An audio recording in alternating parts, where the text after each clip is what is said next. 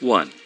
Begin the morning by saying to thyself, I shall meet with the busybody, the ungrateful, arrogant, deceitful, envious, unsocial. All these things happen to them by reason of their ignorance of what is good and evil. But I, who have seen the nature of the good that is beautiful, and of the bad that it is ugly, and the nature of him who does wrong, that it is akin to me, not only of the same blood or seed, but that it participates in the same intelligence and the same portion of the divinity, I can neither be injured by any of them, for no one can fix on me what is ugly, nor can I be angry with my kinsman, nor hate him. For we are made for cooperation, like feet, like hands, like eyelids, like the rows of the upper and lower teeth.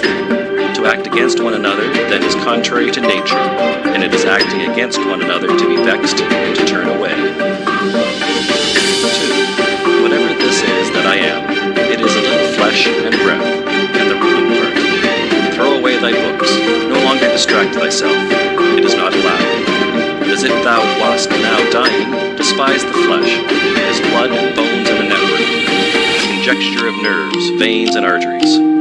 See the breath also, what kind of a thing it is, air, and not always the same, but every moment sent out and again sucked in. The third then is the ruling part. Consider thus, thou art an old man, no longer let this be a slave, no longer be pulled by the strings like a puppet to unsocial movements, no longer be either dissatisfied with thy present lot or shrink from the future. 3. All that is from the gods is full of providence. That which is from fortune is not separated from nature or without an interweaving and involution with the things which are ordered by providence. From thence all things flow, and there is besides necessity, and that which is for the advantage of the whole universe, of which thou art a part. That is good for every part of nature which the nature of the whole brings, and what serves to maintain this nature. Now the universe is preserved, as by the changes of the elements, so by the changes of things compounded of the elements. Let these principles be enough for thee. Let them always be fixed opinions. But cast away the thirst after books, that thou mayest not die murmuring, but cheerfully, truly, and from thy heart thankful to the gods. 4. Remember how long thou hast been putting off these things, and how often thou hast received an opportunity from the gods, and yet dost not use it. Thou must now at last perceive of what universe thou art a part, and of what administrator of the universe thy existence is in the flux, and that a limit of time is fixed for thee, which if thou dost not use for clearing away the clouds from thy mind, it will go, and thou wilt go, and it will never return. 5. Every moment think steadily as a Roman, and a man to do what thou hast in hand with perfect and simple dignity, and feeling of affection, and freedom, and justice, and to give thyself relief from all other thoughts. And thou wilt give thyself relief if thou doest every act of thy life as if it were the last, laying aside all carelessness and passionate aversion from the commands of reason, and all hypocrisy, and self-love, and discontent with the portion which has been given to thee. Thou seest how few the things are, the which if a man lays hold of, he is able to live a life which flows in quiet, and is like the existence of the gods. For the gods on their part will require nothing more from him who observes these things. 6. Do wrong to thyself, my soul. Thou wilt no longer have the opportunity of honoring thyself. Every man's life is sufficient. Thine is nearly finished, though thy soul reverences not itself, but places thy felicity in the souls of others. 7. Do the things external which fall upon thee distract thee. Give thyself time to learn something new and good, and cease to be whirled about. But then thou must also avoid being carried about the other way, for those too are triflers who have wearied themselves in life by their activity, and yet have no object to which to direct every movement, and in a word, all their thoughts. 8. Through not observing what is in the mind of another man, has seldom been seen to be unhappy. But those who do not observe the movements of their own minds must of necessity be unhappy. 9. This thou must always bear in mind, what is the nature of the whole, and what is my nature, and how this is related to that, and what kind of a part it is of what kind of a whole, and that there is no one who hinders thee from always doing and saying the things which are according to the nature of which thou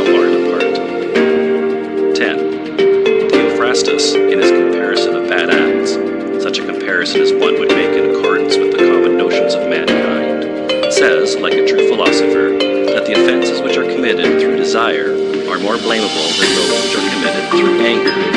For he who is excited by anger seems to turn away from reason with a certain pain and unconscious contraction. But he who offends through desire, being overpowered by pleasure, seems to be in a manner more intemperate and more womanish in his offenses. Rightly then, and in a way worthy of philosophy, he said that the offense which is committed with pleasure is more blamable than that which is committed with pain. And on the whole, the one is more like a person who has been first wronged, and through pain is compelled to be angry. But the other is moved by his own impulse to do wrong, being carried toward doing something by desire. 11. Since it is possible that thou mayest depart from life this very moment, regulate every act and thought accordingly. But to go away from among men, if there are gods, is not a thing to be afraid of, for the gods will not involve thee in evil. But if indeed they do not exist, or if they have no concern about human affairs, what is it to me to live in a universe devoid of gods or devoid of providence? But in truth they do exist, and they do not care for human things, and they've put all the means in man's power to enable him not to fall into real evils. And as to the rest, if there was anything evil, they would have provided for this also, that it should be altogether in a man's power not to fall into it. Now, that which does not make a man worse, how can it make a man's life worse? But neither through ignorance, nor having the knowledge, but not the power to guard against or correct these things, it is possible that the nature of the universe has overlooked them. Nor is it possible that it has made so great a mistake, either through want of power or want of skill, that good and evil should happen indiscriminately to the good and the bad. But death certainly, and life, honor and dishonor, pain and pleasure, all these things equally happen to good men and bad, being things which make us neither better nor worse. Therefore, they are neither good nor evil. 12. How quickly all these things disappear. In the universe, the bodies themselves, but in time, the remembrance of them. What is the nature of all sensible things, and particularly those which attract with the bait of pleasure, or terrify by pain, or are noised about by vapory fame?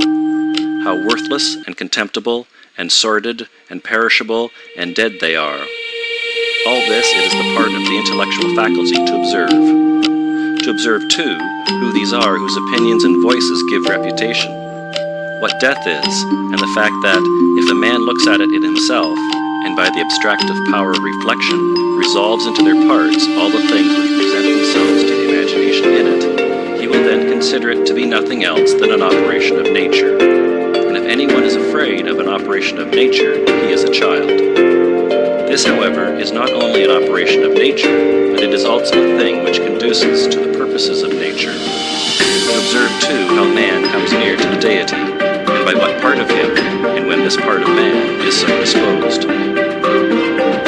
13. Nothing is more wretched than a man who traverses everything in a round, and pries into things beneath the earth, as the poet says, and seeks by conjecture what is in the minds of his neighbors, without perceiving that it is sufficient to attend to the demon within him, and to reverence it sincerely. The reverence of the demon consists in keeping it pure from passion, thoughtlessness, and dissatisfaction with what comes from gods and men.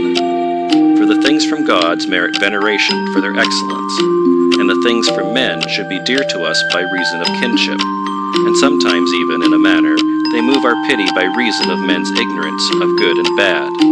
This defect being not less than that which deprives us of the power of distinguishing things that are white and black. 14. Though thou shouldest be going to live 3,000 years, and as many times 10,000 years, still remember that no man loses any other life than this which he now lives, nor lives any other than this which he now loses. The longest and shortest are thus brought to the same, for the present is the same to all, though that which perishes is not the same, and so that which is lost appears to be a mere moment. For a man cannot lose either the past or the future, for what a man has not, how can anyone take this from him? These two things then thou must bear in mind. The one, that all things from eternity are of like forms, and come round in a circle, and that it makes no difference whether a man shall see the same things during 100 years, or 200, or an infinite time. And the second, that the longest liver and he who will die soonest lose just the same.